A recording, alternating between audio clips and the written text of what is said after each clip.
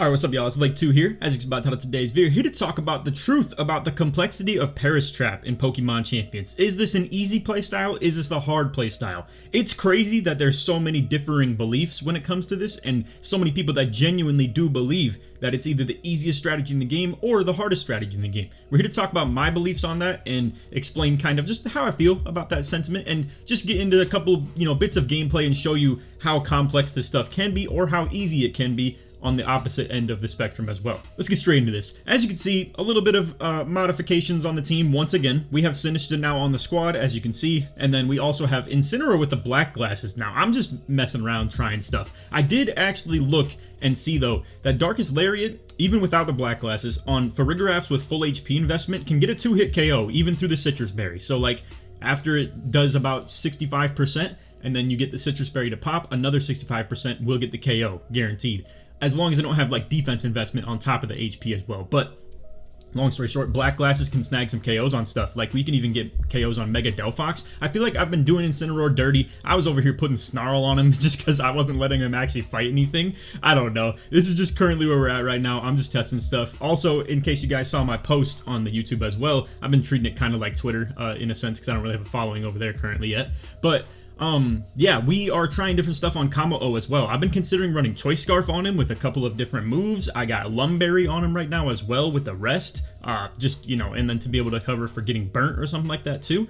I don't know. We're just fiddling around with those guys, to be fair. But adding Sinistcha has been a really good addition. Prim has been a huge play on the team. And then Sableye, as we all know, low-key the co-captain of the squad next to Gengar as well. So he will be making the Paris Trap life a lot easier, however, still does have to make a lot of hard reads. But just wanted to share the code in case any of you guys wanted to copy this down. And then also here are the stat spreads on everybody. A lot of thought has gone into stuff like this, but at the same time too, some of it's just to spread out bulk across multiple different ways of doing things. Like for instance, Combo-O and Gengar are very specified in the way that they're trained to make sure they get KOs into specific matchups, like non-invested bulk Garchomps with a special attack, obviously, Basket Legion and Mega Frostlass as far as the special attack goes for Gengar, and then the rest just going into HP. Besides that, though, a lot of this is just about bulk. Prim, Incin, Sinistcha, just trying to balance their defenses pretty well so that they're good into multiple different things. Whereas Sableye, with a Focus Sash, is going to be playing a lot more into just trying to survive one-hit KOs by special attack moves, and especially very super effective moves. But besides that, has enough defensive bulk to not really need the Focus Sash. I just don't know what item we'd really use on him otherwise, to be real with you. So, yeah, just not a whole lot of options. You could run Mental Herb, to be fair, but he's a very hard mon to shut down because he's a dark type, so you can't be prankstered. And then it's like, I don't know, not a lot of people are really just being able to naturally stand in the face of Sableye and just be fast, because you can just disable or encore things into them and make them not able to do stuff like that, as long as you use your protect turns correctly. So, anyway, let's get into the games now. I'm going to show you guys a couple that I just wanted to flag down as like really good use cases of either being so easy or so hard with the Parish. Alright, before we get into the games though, I do want to put this guy on blast, and I'm not trying to hate on anybody too specifically. I don't want to target hate toward anybody for that matter at all, but I just wanted to point out a comment that obviously, is kind of the sentiment of people that really hate the Paris Trap. So, stop playing the stupid Paris Trap. You're ruining the game. I hope that got some workaround and nerf, because anyone just doing the same thing always wins and we can't do a thing! Exclamation point. I was so happy that you lost Gengar first turn. Gengar was one of my favorite Pokemon, but Mega Gengar is a new play. I don't know. Anyway, yeah, I mean, hey, don't be wrong. Gengar does make the game easier. For the fact that the opponents don't get to switch out unless they have a couple of specific types of things that are going for them, like being a ghost type or having switching moves, it does make the game a little bit more simple and more predictable, if you will, to be able to kind of stop them from switching out into non-effective moves when you have something readied into them that is super effective or is going to get a KO, stuff like that.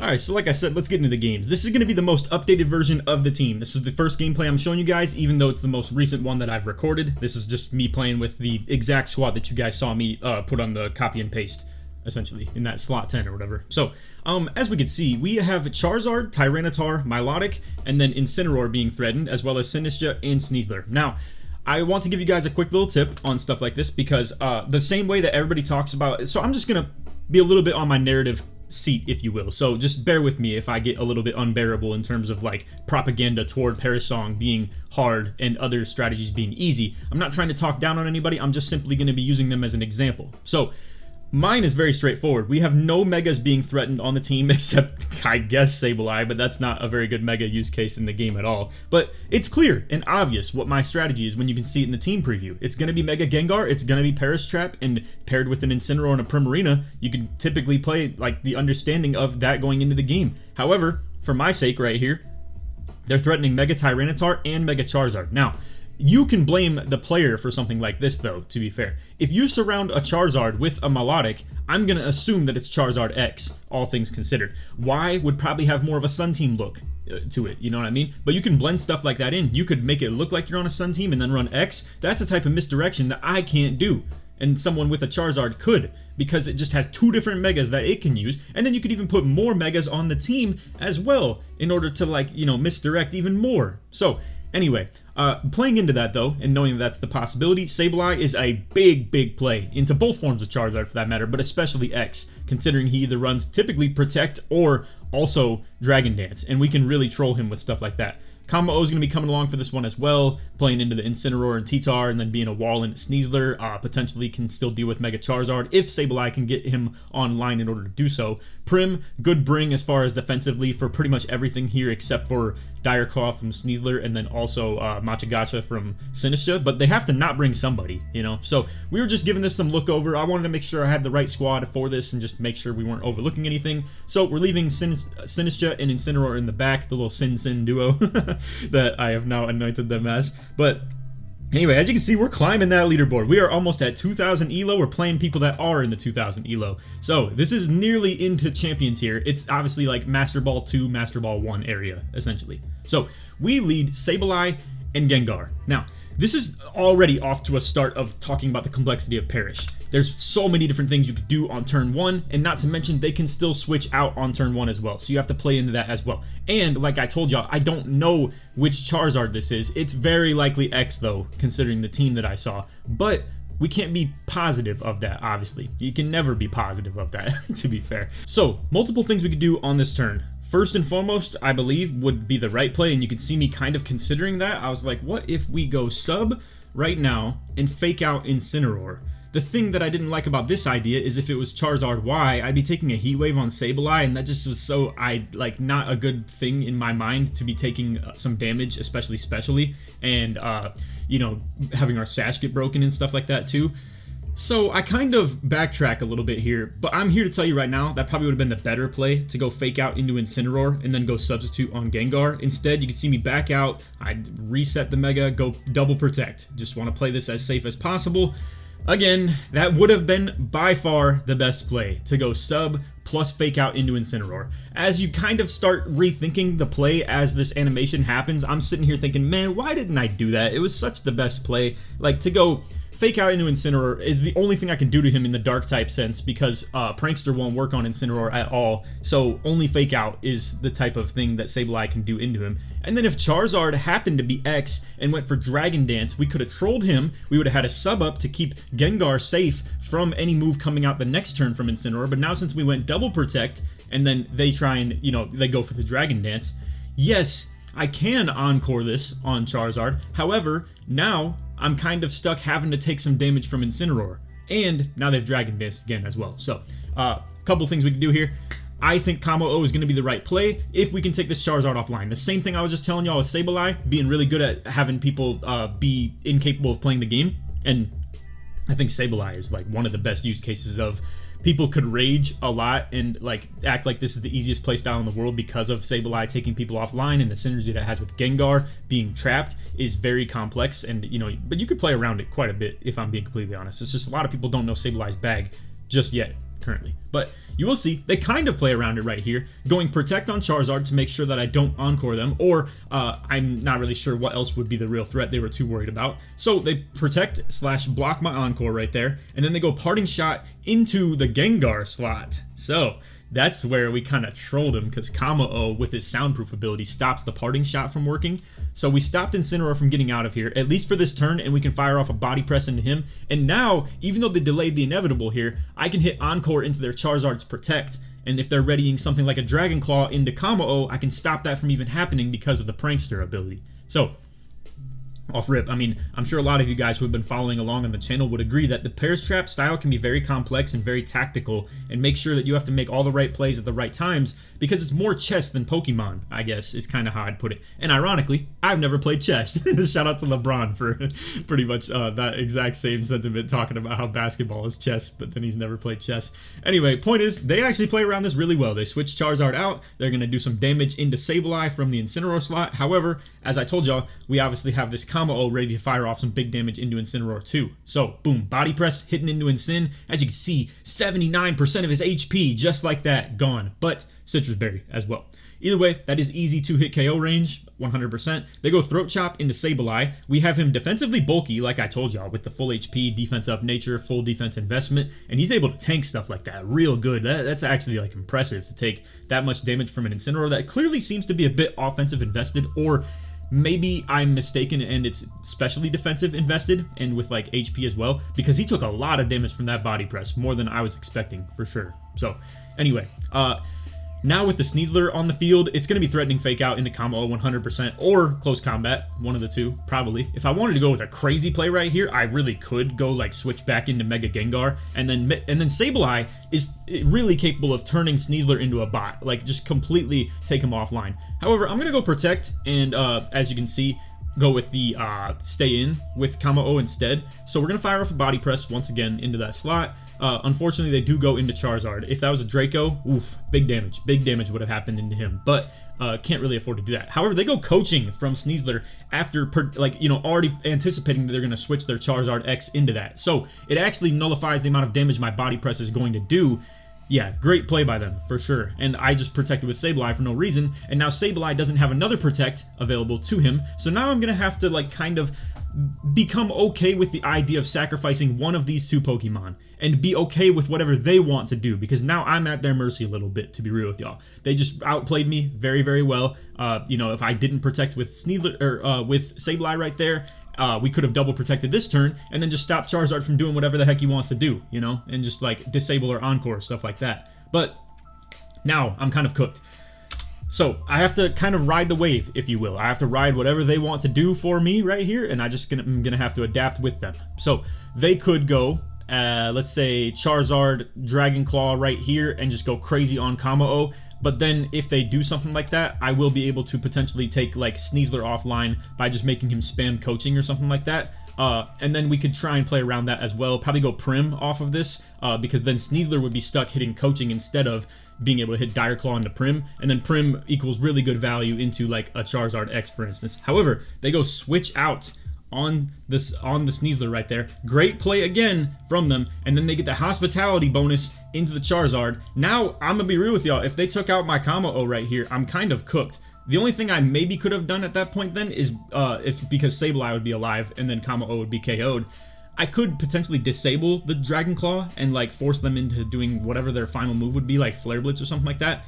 I get a little lucky there though, to be real with you. But anyway, like I told you, I was just willing to go with the flow, and I was going to have to adapt to whatever they do, and thankfully, it ended up going in a pretty fortunate way for me right there, because I get the Draco Meteor into their Charizard, and boom, that just zaps him right there as well. So, shout out Combo O for being the Appa Stopper right there, how he just being able to just shut down anything that's a big threat into the majority of the rest of the team, to be real with you. But anyway, as you can see, we go Mega Gengar.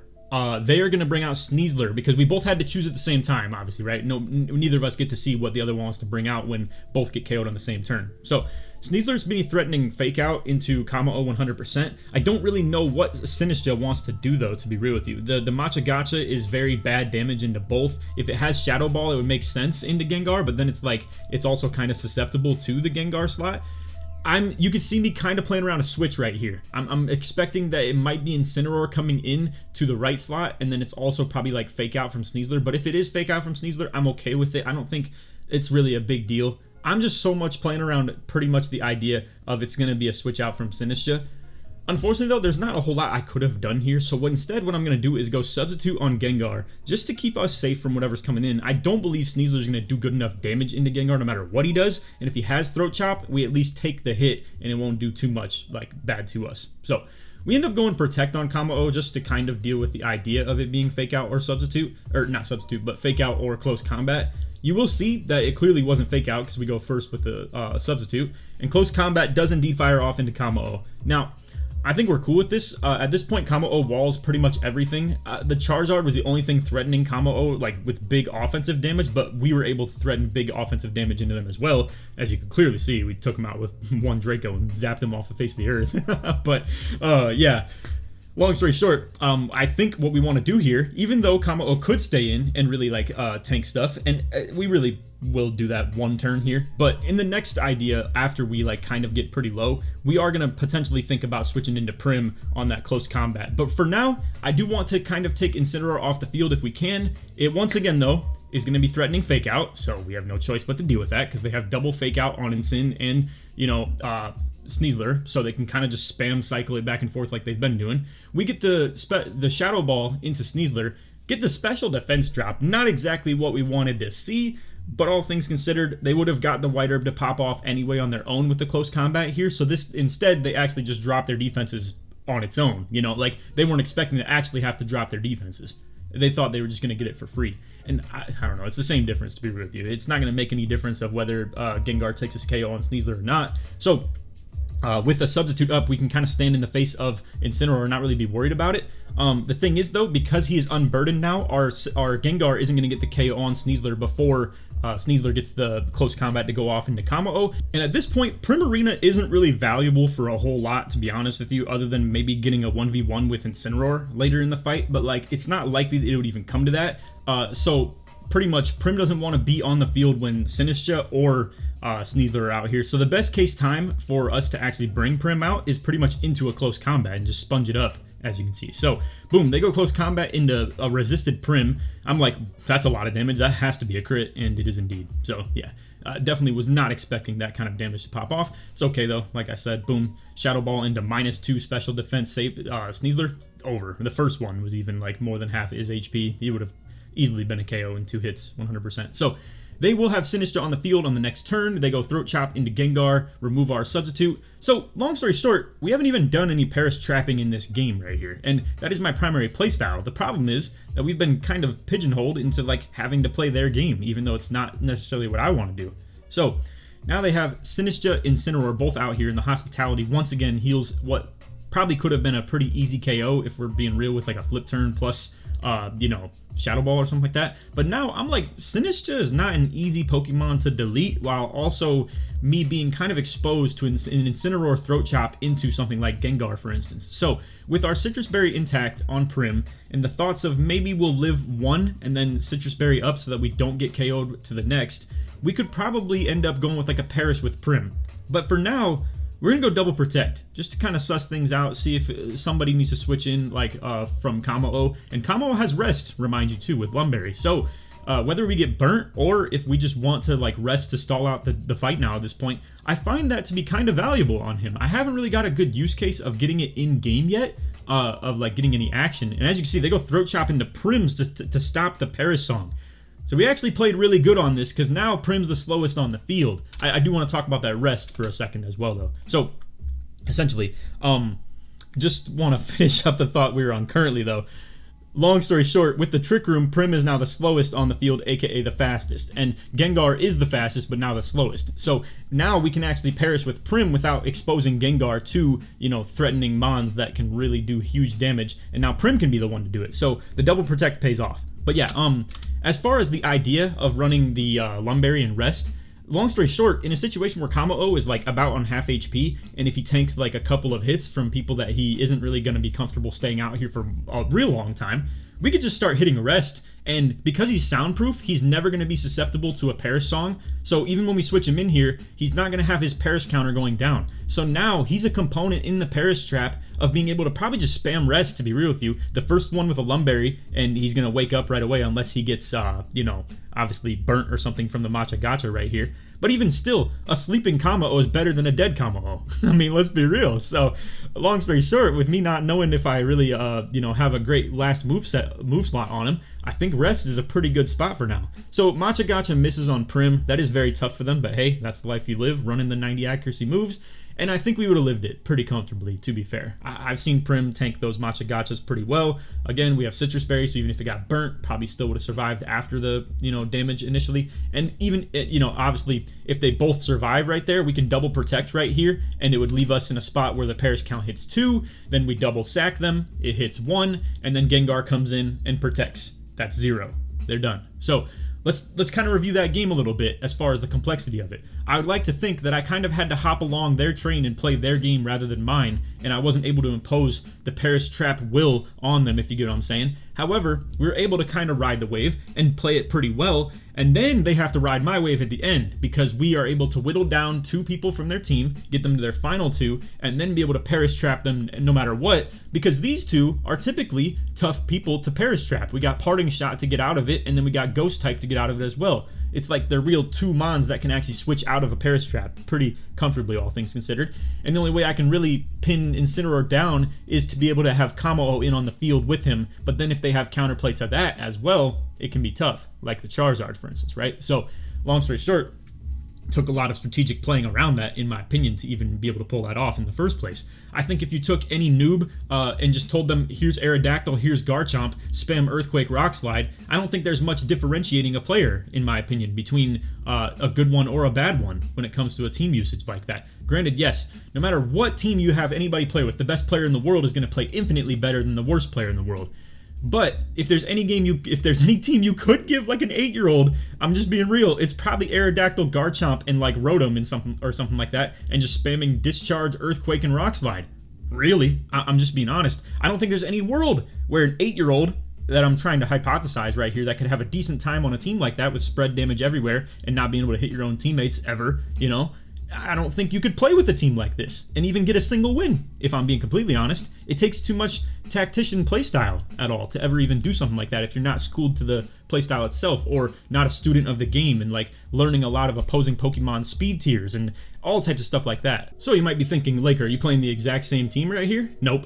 We just got a real big surge of Charizard X's hopping out here on the game right now. And I'm not gonna lie, it's a pretty good playstyle. I mean, it's pretty powerful. You just Dragon Dance, set it up with people that can protect him, put Milotic next to him where you can't be intimidated as well, or at least even think about leading and intimidate next to a guy like that. Or obviously, Sneasler with the White Herb also kind of disincentivizes your idea of bringing Intimidate mons. So yeah, I don't know, you kind of just end up with this situation where a Fire Dragon type is very powerful with not many things super affecting it other than a Dragon type, I'm trying to think, here, we could pull it up right here. I believe, if I'm not mistaken, it's Ground, Dragon, and then probably Rock, all things considered. We're going to pull this up on DB right here real quick. Charizard X, so Rock, Ground, yeah, and Dragon. It's those 3 things. And all things considered, that leaves you only susceptible to pretty much sand teams, but like, it makes it so you're not even super affected by water. It makes it so you're 4x resisting fire and grass, and then also your fairy weakness that you'd normally have as a Dragon type is then counteracted by the fact that you're a Fire type. So even into something like Floette, this is possible to play. You know what I mean? It's not ideal, but this is like still playable while having a Dragon type on the field. So yeah, I don't know. Zard X paired with Tough Claws as well with like the Dragon Claw. I don't know. I mean, I just think this is very threatening damage, especially with the Dragon Dances and stuff too. You end up in like the 150 base stat like speed tier off one of them, which is like faster than everything in the game. It's threatening for sure. Now, I will say, in all fairness to Charizard X players, it is a decently complex playstyle. It's not, I don't think it's hard, but like setup can definitely take a bit of, thinking as far as making sure that you're not just getting your Pokemon zapped off first turn like that and being able to protect him with your allies or what you put around him as well. I think Charizard Y is a little bit more brain dead where it's just kind of, put the sun up and start spamming heat waves and call it a day, personally. But anyway, again, we're going back in time with this team a little bit. Let me see if, is this the same exact squad that we were showing in the intros? We have, yes, still Lumberry on Kamo. However, we have Shukaberry on Incineroar instead. So, not a whole lot of switch, but yeah, at least some decent bit. So, they end up leading Sylveon, Melodic. So, no Charizard out here currently. So this is something where I'm not really threatened with damage, hardly at all, with Gengar. So instead, what we could do is we could just fake out Sylveon and then go Perish. However, they do switch Sylveon out, as you can see. And as you're going to see, they go to Aegislash. Now, I did that to simply just protect Sableye. I didn't want Sableye taking big fairy damage from Sylveon, and meanwhile, I don't think I'm really threatened by Melodic hardly at all, if I'm being completely real with you. So they don't really lead early with the Charizard or anything like that. However, now they've switched a Ghost type in, and now that I've put my Perish up, the Ghost type can just leave. Not to mention, Aegislash is a very complicated Pokemon to end up trying to 1v1. So they hit the Icy Wind, but that's not going to matter at all. Gengar and Sableye are both going to just kind of have their own way with either of these two Mons, even if they're a speed down. But Aegislash still threatens a lot of Shadow Sneak stuff as well. So Melodic can't get out of here. There's no way for it to, you know, I don't even think it gets Flip Turn for that matter either. Or maybe it does. I could be tripping. But nobody's running Flip Turn on Melodic, to be real with you. They don't want to play around a Perish Trap that hard. I'll tell you why. It's because it's not a meta playstyle. If it was, people would run Flip Turn on Melodic, but it's not something that pops up often enough for them to really justify doing that, other than if you had a Melodic on your own team, even if it does get it. I really don't know. But anyway, right here we could double protect, just considering the options right now of thinking, do we want to Encore or disable the Melodic, or do we want to get Sableye out of here, or do we want to just double protect? It's 100% double protect. The problem is I've run into enough of these Aegislashes now, and I understand how this interaction goes. You can't simply Encore or disable Aegislash because it has Shadow Sneak. So you don't really get to play in the exact way that you want to when playing an Aegislash. And as you can see, it's Shadow Sneak, but the problem is if they go King Shield now, that's going to stop my, like, you know, disable from even working on him because he'll just block it. And then even if he does hit King Shield, and he's in his protected mode, if I want to say, okay, bet, we're going to make you King Shield over and over again and hit Encore into you, he has Shadow Sneak. And then you're going to keep him stuck using Shadow Sneak, but it's like, that's not something we necessarily want to see when a Gengar's on the field right now. So Aegislash is a very hard mon to play around with the Perish Trap. And this is where I was trying to tell you guys too. There are so many things in the game that counterplay this exact playstyle. Look at this. Like, I'm trying to switch a Incineroar in, you know, to resist what is a Ghost type move coming into my Gengar, but instead I'm going to boost up their Melodic with competitive, and now I have to switch out too, so it's just making it a situation where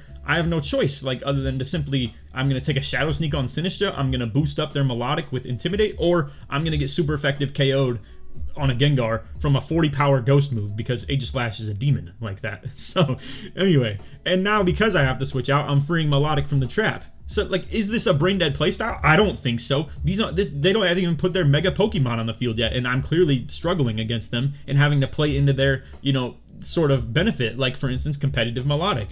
So, as you can see, we do predict, however, that it is Shadow Sneak, and then we're also going to see that from the Melodic slot, they're readying the Scald, I believe, and we disable it. So, boom, we keep them from using whatever move they just used, and if they were trying to ready it, it's going to stop it outright from working. So, Melodic and Aegislash's count is at 1, so is Sableye. Incineroar is the only one safe from a KO on this turn. So everybody, we're about to have a full line change now because we got freaking, you know, me not able to protect my Gengar because Aegislash is just such a pain. So regardless, he would have been able to switch out on this turn. So it kind of isn't even really that big a deal. So we're going to go Parting Shot on Incin. We're trying to predict where is the threat going to be swapped in at, or are they going to be sacking the Melodic as well?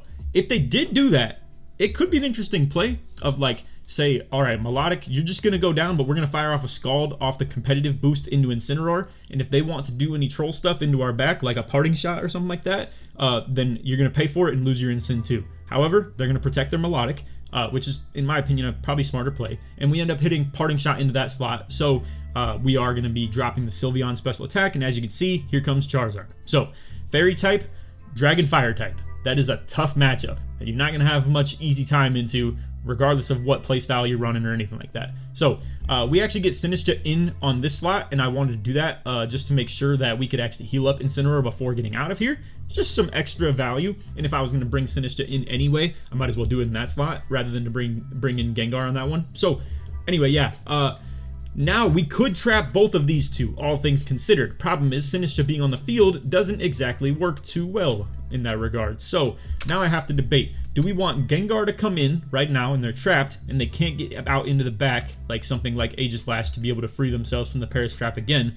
Or do we want Sableye in right now to either hit things like Fake Out or you know, like mitigate damage while we try and find our way back in here with Sableye, or Gengar, I should say. Like, the alternative could have been switch Sableye into this slot, fake someone out, stop them from doing something, and then make it safer switch for Gengar to get in here. But the problem is, if I fake out Sylveon, to protect stabilize his own, you know, behind. It's going to be a little bit threatening from Charizard into something like that switch in slot on Sinistcha. So kind of just have to roll with this now and, you know, do things a little ugly, if we're being completely honest. So instead of going Sableye, who is very susceptible to Sylveon right here, we're gonna go Incineroar. We're gonna be able to intimidate the Charizard. They can't switch out, so Melodic can't get in here. We're not really concerned about that at all. And we're gonna intimidate the Charizard, get a potential for a fake out on one turn while paired with the Perish on the next, and we're going to protect on this turn just to make sure that we don't get any damage in right here. So whatever Charizard's gonna do right here, we can just shut him down the next turn.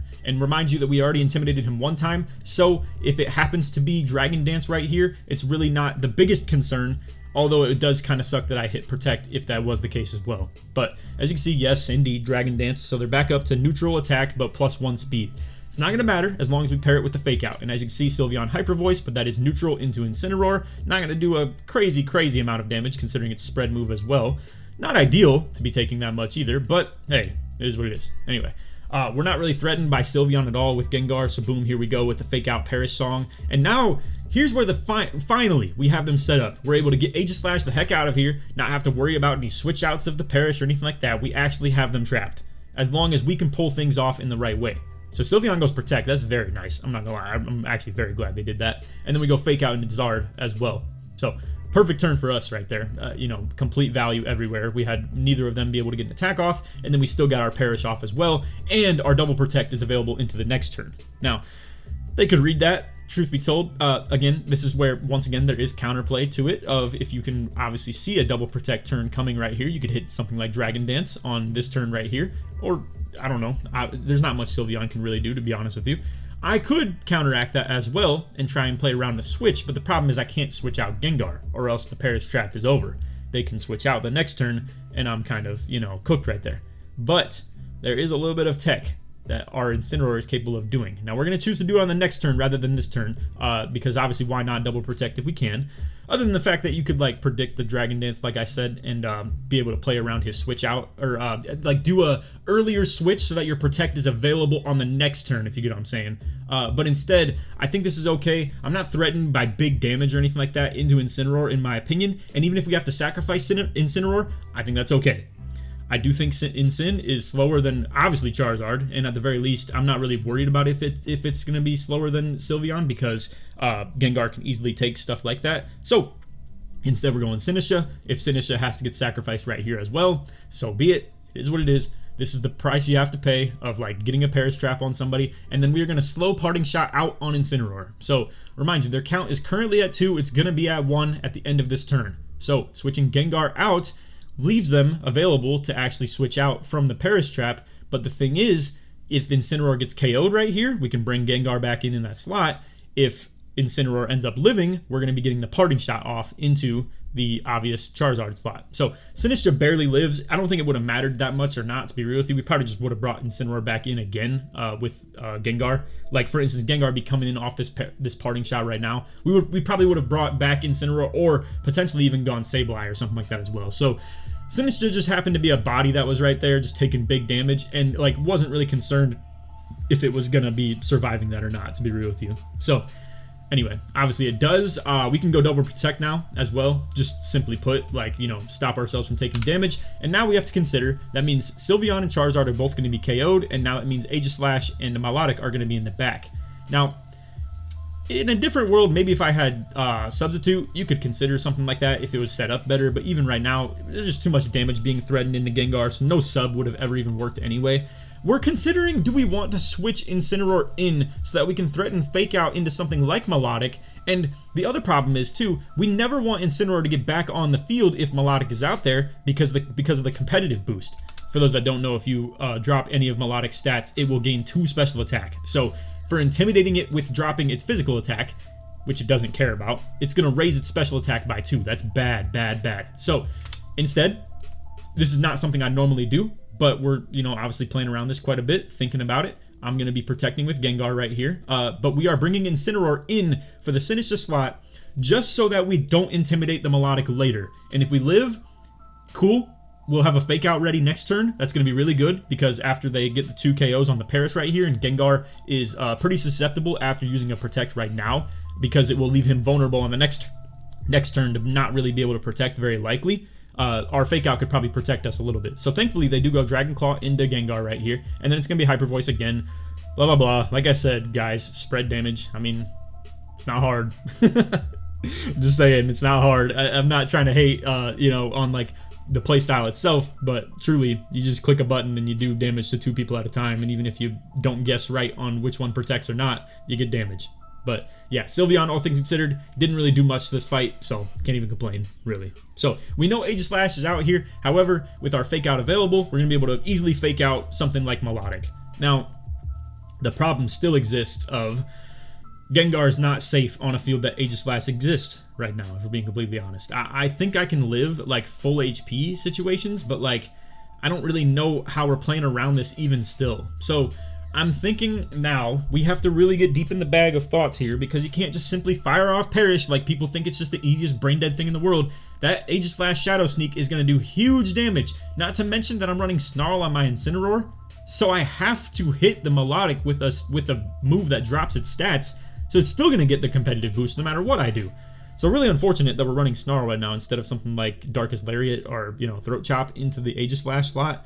But yeah, long story short, I don't know. It's not going to be great value, so I'm just going Parting Shot plus the double not double protect. I'm definitely switching out into the Sinister right here. Yeah, as you can see, it was a bit of a panic right there late in the clock. We will get some HP back into Incineroar right here, so if it is something like Scald, maybe we live it and be able to get that Parting Shot off. Just in an attempt to pretty much make like Gengar livable against a incoming Shadow Sneak from Aegislash. So they went Protect on Melodic, and then yes, Shadow Sneak into the Gengar slot. So no damage comes into Incineroar. That is pretty convenient. I think we would have lived to Scald, all things considered, if we, you know, after the Hospitality bonus HP that we got in Incineroar right there, up to about, what, like 82% or something HP.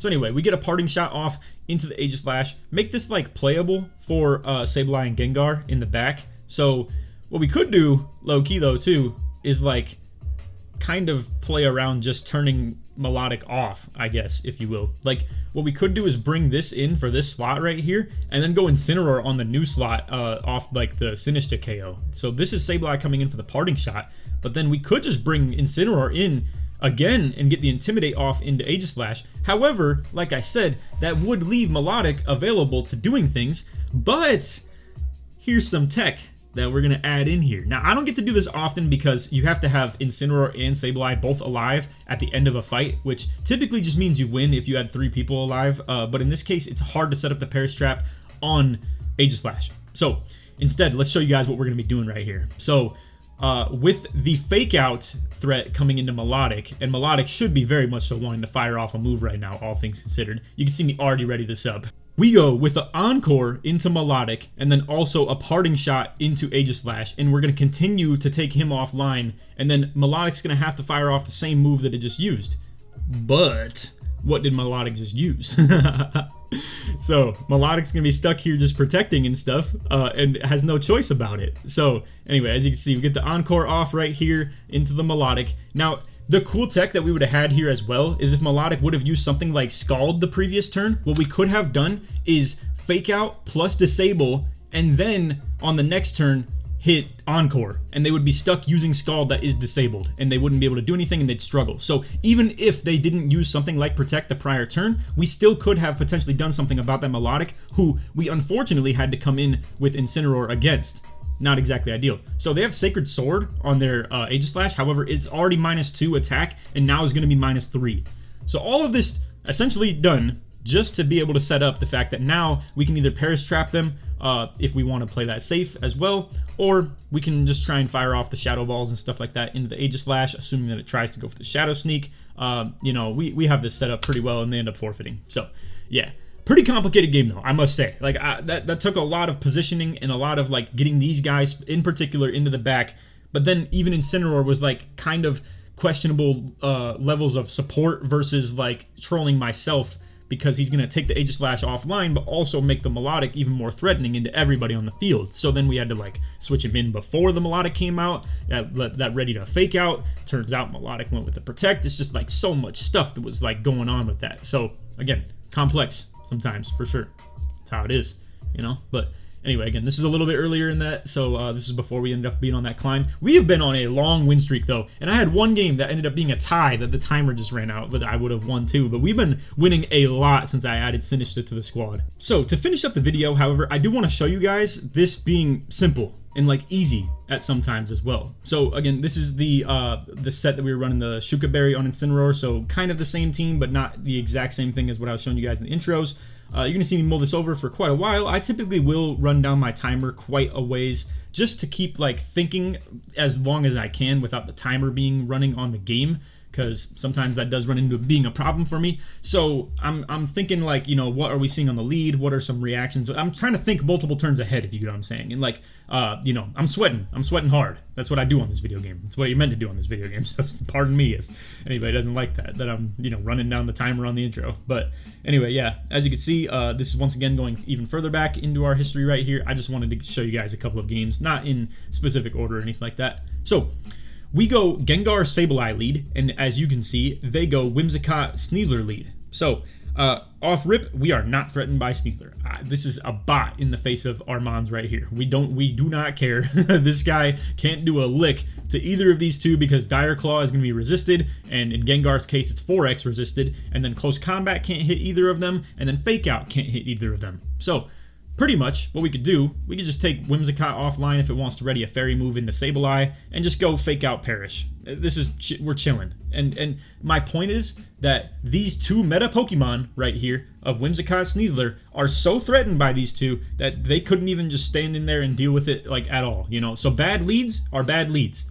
Real stuff, that'll happen to you no matter who you're playing. It's not just a Perish Trap thing. If you lead something that's terrible into a very likely lead for them, it's just not going to end up good for you. So, anyway, they're already playing from behind, and now we're able to get the Perish Trap off on two people that probably can't switch out, if we're being real. Pelipper could have U-turn, but, like, not typically do they, and even still, if we play our Protects right, it might be able to, like, you know, play around that a little bit. So, anyway, the beauty in this as well, by the way, of why that's so valuable to get off sometimes, and I'm trying to work on this myself, of understanding what I'm going to call cadence, and what I mean by that is the synchronization between these two Mons together.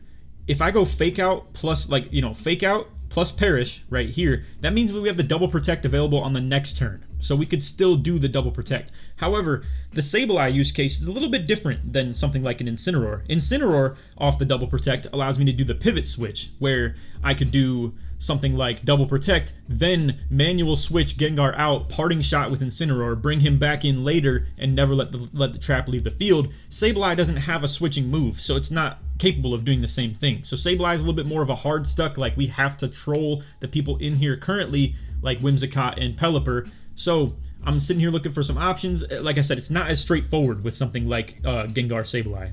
So thinking on the options, but as the timer's running down, we're going to end up just settling with a double Protect. You know, I just wanted to exhaust my options a little bit of trying to understand what we maybe could have done instead there. I'm okay with whittling the timer down as long as we, you know, get the moves off that we intend to. So anyway, Perish counter at 3. After this turn, it's going to hit 2. So what are they going to fire off here? Whimsicott Tailwind. Well, that's what I like to see. That's what I like to see a lot. So we can hit Encore into the Tailwind right there, or we could disable as well. We could disable that Weather Ball potentially. And, you know, we have a couple of options now for sure. So what I think would really keep Gengar safe would be to disable the Weather Ball, probably, all things considered. However, with that in mind, what we could do, we could Reflect type something as well. I mean, this is not really, like, this isn't an important turn for Gengar. It's really going to be more what we want to do with Sableye. Because off that Protect, we're kind of in a spot where I don't want to leave the field. We might even consider double Protecting as well, even though it's not likely to work. It's just like, I don't know, at this point, really wouldn't matter too much. But yeah, like if we can pretty much just take that Pelipper offline, I think we're for sure living on the Gengar. It would have been ideal though if they weren't readying like Weather Ball, or I don't know. To be fair, that's a, you know, fairy tale land for sure to be living in that world. But if I could have encored Whimsicott on the Tailwind, that would have been really, really nice. But Pelipper's threatening a lot of damage right now, so we don't want to see that. Anyway, we go Disable into the Weather Ball, trying to play around that. They go Moonblast, but into Gengar. That's crazy. That's crazy talk. I don't know if they're trying to play around a switch or something like that. I have no idea. Sableye would have taken big damage off that, but we are Sash as well. So anyway, off that Reflect type, now becoming a Water Flying. Grass isn't going to do a thing to me. You know, the Water or Flying still isn't like that great, all things considered. And it essentially just makes it so I can tank this Weather Ball a little bit better while not making myself super affected by Hurricane for copying Whimsicott. But anyway, off of that, we now have a Double Protect available, but we would probably still double switch out, just all things considered, because we don't want to sack our own Mons. But they end up forfeiting. I don't think you should ever do that, by the way, for that matter, this early in the Perish Trap, because even though all this happens and it looks like you just got cooked, my Perish count is going down too. So you still kind of need to, like, I need to switch things out, and you could still get big damage into whatever I'm switching in. I don't know, a little bit of an early give up if you ask me, but hey, that's that Perish stuff, bro. Sometimes it'll just force some rage quits, which might be a video pretty soon as well. But anyway, I just wanted to make this vid talking about the truth about the complexity of it. You know, that game right there, very easy, very simple one. You know, all things considered, that was fast, easy, way faster than the typical games I play. Some of them take like 20 minutes, for being completely honest. And that's another thing about the play style too. Since it's so tactical, if you run into lineups that counter it pretty well, even if you play your perfect game, you still might lose to the timer. It's so frustrating, but what can I say? I love it. It's unique. No, not many people are doing it, you know, not even Wolfie currently, who I hope ends up doing it at some point. That would be my favorite content for sure out of him. But yeah, I don't know. I'd love to know the usage rate on things like, you know, how consistent you're seeing Perish Trap in this video game right now, because I've run into it probably 2 times myself out of probably almost 200 games by now. And I don't know. It just seems like, you know, I've probably run into at least like 60 Charizards and like 60 Rain Teams, you know what I mean, over the time of that, to be fair. Not really, more like 30, 20, probably something like that. But even still, the multiplication factors of that are like insane anyway. So you get my point. The playstyle is still very complex. Not everybody runs it. Not everybody can run it. Though I will say, I think plenty of people could if they really, really dedicated themselves to it. I want to remind you guys, I have actually never played Perish Trap in any Pokemon game before this one, other than like Showdown for like a couple of weeks in preparation for this game. I just saw Mega Gengar was coming back. I wanted to give this a try with the Perish Trap style, and I don't know, here we are. I mean, I've never done it before. I've only just watched Wolfie, and that's it. So anything that I'm doing right now, it's just straight through like studying up on his videos, or putting a lot of practice in myself into the theory crafting of how things operate. And I'm still improving, and I think I will continue to always still improve when it comes to this playstyle and try and find the right movesets and stuff for people. But more than just trying to find the right way to optimize the team, it's also about trying to find the way to optimize your players rather than just make them better and find, like, you know, better fits and stuff like that. I'm trying to figure out how to use Incineroar best I possibly can. And like I was telling y'all, he actually does create the situation where you have Fake Out plus a switching move. That's not something you get on everybody. I did have that on Blastoise at one point, and he's a little bit easier to use because he doesn't intimidate people, and you don't have to be as afraid of popping the White Herb and, you know, all that other nonsense and stuff like that. Or the Defiant King Gambits and the, you know, competitive Melodics of the world. Blastoise was kind of just safer in that regard. But Prim gives value in a different way too, like being another Perish user, so it's kind of necessary. And I don't know if we have room for a Prim and Blastoise on the same squad right now, so I'm gonna have to get the best out of Incineroar pretty soon here, and I need to figure out how to do that comfortably. But again, I'm still learning. I want to like keep improving as well. So anyway, that's all for the video. This is a yap sesh right here, a long one, but I wanted to show a couple of games, and like I told y'all, those games do take a while sometimes for sure. So anyway, that's all. I hope y'all enjoyed. If you did, feel free to drop a like, sub if you're new, turn on noties, all that good stuff. Like always, try this 1 to 200 likes, and if you made it to the end of the video and you want to show support that you did, put Perish or put Sin in Sinistra in the comments. Show support you made all the way through.